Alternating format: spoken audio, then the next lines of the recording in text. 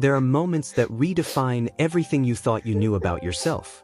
Moments when fear and courage collide, and you're forced to choose who you want to be.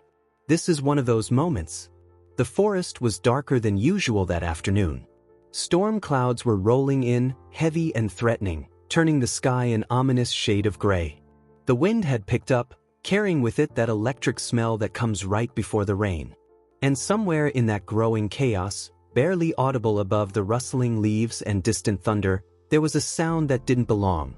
It was the cry of something small. Something terrified. Something that was running out of time. Mark had been a forest ranger for almost 8 years. He knew these woods like the back of his hand. Every trail, every clearance, every dangerous spot. But he'd never been comfortable with animals. Not really. Dogs made him nervous. Cats were unpredictable. He'd always kept his distance, preferring the quiet company of trees and trails to anything with fur and claws. But that sound, that desperate, broken little cry, it stopped him cold. He turned his head, trying to pinpoint where it was coming from. The wind made it difficult. The sound seemed to come from everywhere and nowhere at once. And then he saw movement, just a flash of something pale against the dark undergrowth. His heart started beating faster. Not from excitement, from anxiety, because he knew what he was about to find, and he knew he was probably the worst person to handle it. He pushed through the bushes, branches catching on his jacket, and there it was. A kitten. So small it looked impossible. So young its eyes still had that cloudy blue of something barely born into the world. And it was soaked. Completely, utterly soaked. Its fur was matted against its tiny body, making it look even more fragile than it already was. But that wasn't the worst part. The worst part was its eyes. They were wide with terror, pupils dilated, and there was something in that gaze that hit Mark like a punch to the chest. It wasn't just fear. It was abandonment. It was confusion. It was the look of someone who doesn't understand why the world has suddenly become so cruel. The kitten's mouth was open in another silent cry. Its little body was shaking, but Mark couldn't tell if it was from cold, fear, or exhaustion. Probably all three. And as the first drops of rain began to fall, Mark realized something that made his stomach drop. If he walked away, this kitten wouldn't survive the night. The storm was coming. The temperature was dropping. And this little creature, no bigger than his palm, didn't stand a chance alone. His hands were shaking as he knelt down. He'd never done this before. Never held a kitten. Never rescued anything more complex than a bird with a broken wing. And even that had made him nervous. But this was different. This wasn't optional. This wasn't something he could call someone else to handle. This was on him. He reached out slowly, his heart pounding so hard he could hear it in his ears. The kitten didn't try to run. It couldn't. It just stared at him with those enormous, terrified eyes, as if trying to decide whether this human was salvation or just another threat. When Mark's fingers finally touched the wet fur, he felt something that almost made him pull back. The kitten was ice cold. Not just cool. Actually cold, like touching something that had been left outside in winter. And it was so small. So impossibly, heartbreakingly small. He scooped it up with both hands, cradling it against his chest, and felt the rapid-fire beating of its tiny heart. It was beating so fast it seemed impossible that something so small could sustain that kind of speed without giving out. The kitten made a sound. Broken. Like it had been crying for so long its voice was giving up. And then it did something that shattered every wall Mark had built around his discomfort with animals. It pressed its tiny, wet head against his jacket. Just nestled right into the fabric, seeking warmth, seeking safety, seeking anything that felt less terrifying than the cold, wet world it had been trapped in. And Mark felt something crack wide open inside his chest. The walk back to his truck was the longest of his life. Rain was falling harder now, and he tucked the kitten inside his jacket, trying to shield it from the water. He could feel it trembling against his skin. Could feel every shiver, every tiny movement. And with every step, his mind was racing with doubts. What was he going to do? He didn't know how to take care of a kitten. He didn't have supplies. He didn't have experience. He'd actively avoided this kind of responsibility his entire adult life. And now here he was, with a nearly dead kitten pressed against his chest, and absolutely no idea if he was capable of keeping it alive. But turning back wasn't an option. Looking at those eyes, feeling that desperate little body trying to find warmth, had changed something fundamental. He couldn't unknow what he now knew. That this small life depended entirely on him. That walking away would mean a death he'd carry with him forever. When he finally got to his truck, he wrapped the kitten in an old blanket he kept behind the seat. The drive home was a blur of anxiety. Every time the kitten stopped moving, Mark's heart stopped with it. Every small sound made him glance down in panic. And all he could think was, "Please don't die. Please, please don't die." He burst through his front door like the house was on fire. His daughter, Emma, looked up from her homework, startled. She was 7 years old, with the kind of wide-eyed wonder that only kids that age can have. And when she saw what her father was holding, her entire face transformed. "Dad, is that a kitten?" Mark nodded, already moving toward the bathroom, his mind racing through everything he'd read once in an article he'd barely paid attention to. Warm them up. That was first. Then food. Then, he didn't know what came then. Emma followed him, standing in the doorway as Mark carefully unwrapped the kitten and grabbed a towel. His hands were still shaking as he began to gently dry the tiny creature. The kitten barely responded. Its eyes were half closed now, and that scared Mark more than anything. That looked like giving up. That looked like surrender. "Is it going to be okay?" Emma's voice was small, worried. Mark wanted to say yes. Wanted to give his daughter that certainty. But he couldn't lie. Not about this. "I don't know, sweetheart. I'm going to try everything I can." And he meant it. Even though every instinct in him was screaming that he was in over his head. Even though he was terrified of failing. Even though he had no idea what he was doing. The next few hours were brutal. Mark set up a heating pad wrapped in towels, creating a little nest of warmth. He tried to get the kitten to drink water with a dropper, and every tiny sip felt like a victory. Emma sat beside him the entire time, watching with that intense concentration kids have when something really matters to them. "What should we name it?" she whispered. Mark looked at the kitten, at this tiny, struggling life that had somehow become the center of his entire world in the span of a few hours. And he realized something that almost made him laugh. He'd been so focused on keeping it alive that he hadn't even thought about the fact that this might actually work. That this kitten might actually survive. That it might become part of their lives. "Let's wait," he said quietly. "Let's make sure, let's just wait." That night was the longest of Mark's life. He barely slept. Every hour, he got up to check on the kitten. To make sure it was still breathing. To adjust the heating pad. To try to get it to take a few more drops of water. And every time he looked at that tiny, fragile creature, he felt that same crack in his chest widening. He'd spent so much of his life avoiding this. Avoiding the vulnerability of caring for something so dependent. Avoiding the fear of loss that comes with loving something that can be taken away. He'd convinced himself it was easier to keep his distance. Safer.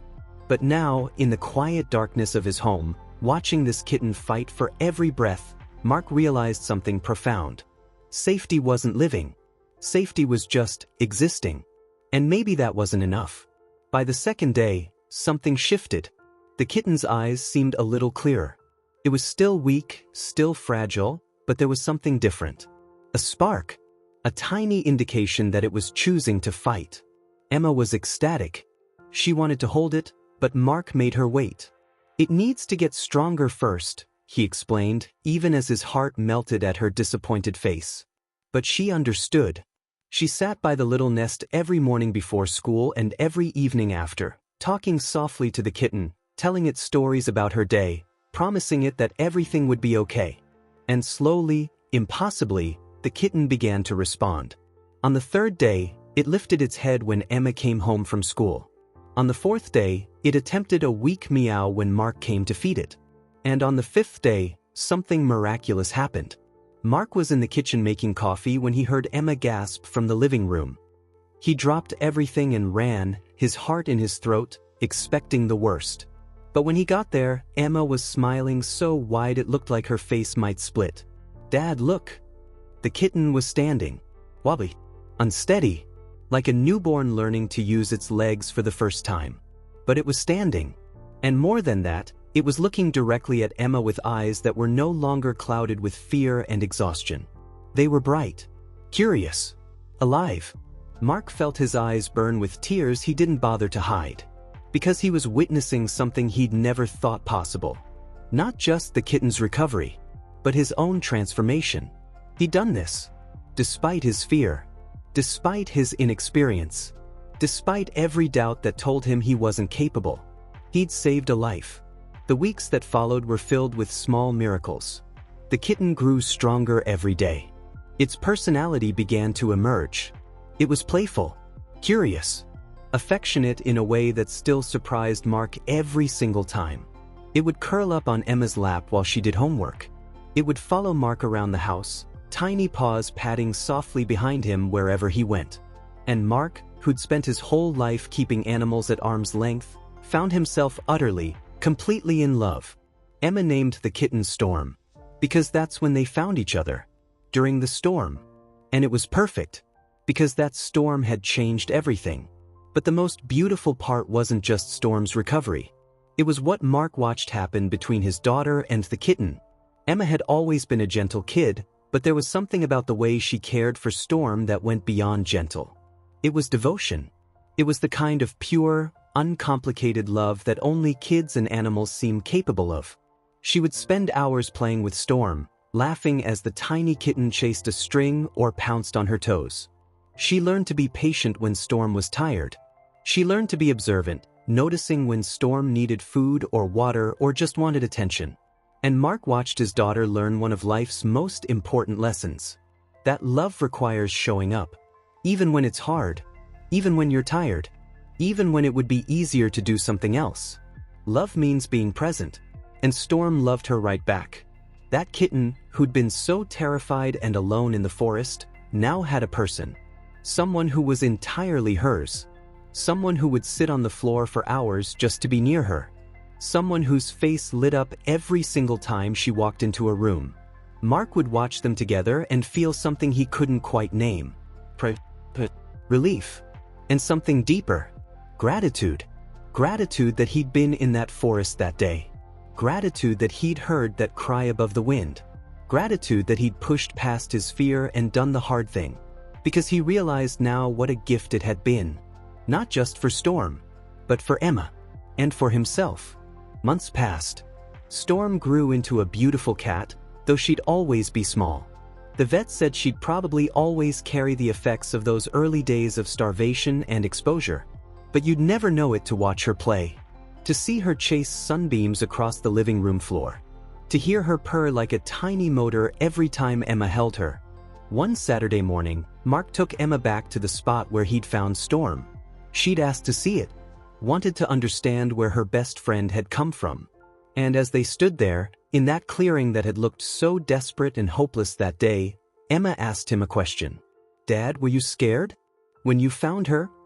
Mark looked down at his daughter. At her serious face, waiting for an honest answer. And he gave her one. "Terrified," he said. "I didn't think I could do it. I'd never taken care of a kitten before. I wasn't sure I'd be any good at it. But I knew I had to try." Emma was quiet for a moment, processing. Then she said something that Mark would remember for the rest of his life. "I'm glad you were scared and tried anyway. Because if you hadn't, I wouldn't have Storm. And Storm wouldn't have me." Mark felt his throat tighten. Because his daughter, at 7 years old, had just articulated something it had taken him decades to learn. That courage isn't the absence of fear. It's acting despite it. It's choosing to try even when you're not sure you'll succeed. That evening, Mark sat on the couch with Emma curled up beside him, Storm purring contentedly in her lap. And he thought about everything that had changed since that stormy afternoon. He'd discovered capabilities he didn't know he had. He'd watched his daughter develop a relationship that was teaching her about responsibility, compassion, and unconditional love. He'd learned that sometimes the things we're most afraid of are the things we need most. But more than anything, he'd learned about the power of one decision. One moment of choosing to act instead of walking away. One choice to care even when it's inconvenient and scary and uncertain. That decision had saved Storm's life. But in a way Mark was only beginning to understand, it had saved his too. It had opened him up to a kind of love he'd been protecting himself from. It had shown him that vulnerability isn't weakness. That caring deeply, even when there's a risk of loss, is what makes life worth living. Storm looked up at him with those bright, trusting eyes. The same eyes that had stared at him in desperation that day in the forest. But now they held something different. They held joy, security. And Mark realized that this was what healing looked like. Not just for Storm, but for all of them. They'd all been scared and alone in their own ways. Storm in that forest. Emma growing up without understanding the depth of connection an animal could bring. Mark behind his walls of self-protection and fear. But they'd found each other. And in finding each other, they'd found a wholeness they didn't know they were missing. Emma shifted slightly, and Storm readjusted, pressing her head against the little girl's hand. And Emma smiled. That pure, uncomplicated smile of a child who knows she's exactly where she's supposed to be. "I love you, Storm," she whispered. And the kitten that had once been too weak to even cry properly now purred so loudly it filled the entire room. Mark wrapped his arm around his daughter, pulling her close. And he sent a silent thank you to whatever force had put him in that forest on that particular day. To whatever had made him brave enough to overcome his fear. To whatever had given him the strength to try. Because this, right here, was everything. This warmth, this love, this second chance that had turned into something permanent and beautiful and life-changing. Storm had been given a second chance at life. Emma had been given the gift of understanding what it means to nurture and love unconditionally. And Mark had been given the opportunity to become a better version of himself. To be the kind of father who shows his daughter that fear is okay, but giving up isn't. That trying even when you're not sure is always worth it. The storm that had threatened Storm's life that day had actually been the beginning of something incredible. It had brought 3 souls together in a way that none of them could have predicted. And it had taught them all the most important lesson of all. That love isn't about being perfect. It's about showing up. It's about trying. It's about choosing connection over comfort, vulnerability over safety, courage over fear. And sometimes, the smallest lives teach us the biggest lessons. A tiny kitten, barely clinging to life, had shown a grown man that he was capable of more than he ever imagined. Had shown a little girl what devotion looks like. Had reminded both of them that every life matters. That every creature deserves a chance. That kindness is never wasted. Storm stretched, her tiny paws extending, claws flexing, before settling back down on Emma's lap with a contented sigh. And in that simple gesture, Mark saw everything they'd been through together. The fear, the uncertainty, the countless hours of care and worry, and the incredible, overwhelming joy of watching something nearly lost become fully alive. This was their story. A story of rescue, of transformation, of 3 lives that had changed each other in ways big and small. And it was a story that would continue, day after day, in the quiet moments of a girl and her cat, and a father who'd learned that the best things in life are the ones that scare us into becoming better than we thought we could be.